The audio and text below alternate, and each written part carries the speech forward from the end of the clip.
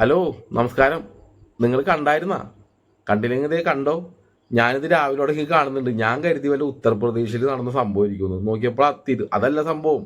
ഉത്തർപ്രദേശിലെ നമ്മുടെ യോഗി ആദിത്യനാഥ് നമ്മുടെ രാജീവ് ചന്ദ്രശേഖർ ഉൾപ്പെടെയുള്ള BJP-കാരൊക്കെ ജയിച്ചോട്ടെ എന്ന് കരുതി അവിടെ നിന്ന് കുറച്ച് പേരെ പറഞ്ഞു വിട്ടിട്ടുണ്ട്. അതിനകത്ത് ഒരു മുതലിനെ ഞാനിപ്പോൾ നിങ്ങളെ കാണിച്ചു തരാം. काशी से आ रहा हूँ मैं, काशी से। कहाँ से जा रहे हैं? कहाँ जा रहे हैं? मैं आपको पूछते पूछते आया हूँ, बहुत वोटों से जीत होगी क्योंकि हमारे उत्तर प्रदेश जिंदाबाद है, BJP और रहेगी। आप कहाँ जा रहे हैं? मैं आपके पास आया हूँ। എങ്ങനെയുണ്ട്? കണ്ട, ഇത് കാറിൽ വന്ന് ഇറങ്ങിയൊക്കെയാണ്. അത് വന്ന് ഇറങ്ങി യോഗി ആദിത്യനാഥ് പറഞ്ഞു വിട്ടാണെന്നൊക്കെ പറഞ്ഞു വെക്കുന്നുണ്ട്.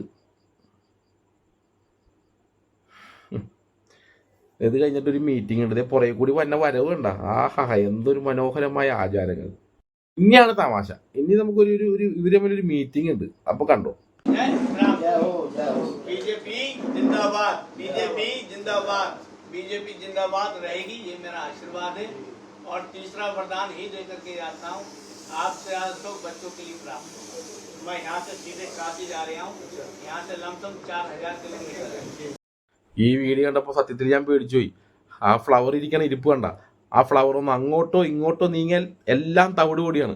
മാത്രമല്ല ആ ക്യാമറമാൻ, മനോരമയുടെ ക്യാമറമാൻ, അയാൾക്കാണ് മുഴുവൻ ക്രെഡിറ്റ്. കൃത്യമായിട്ട് ഫോക്കസ് ചെയ്ത് എടുത്തിട്ടുണ്ട്. ആ ഫ്ലവറാണ് അവിടെ നമ്മൾക്ക് എല്ലാത്തിനും ഒരു തടയിട്ട് തന്നത്. തൊട്ടപ്പുറത്തിരിക്കുന്ന ചേച്ചിയുടെ കാര്യം ഓർക്കുമ്പോൾ അതിനേക്കാളും വലിയ സങ്കടവും എല്ലാം ഉണ്ട്. അനുഭവിക്കുക, അത് തന്നെ അനുഭവിക്കുക.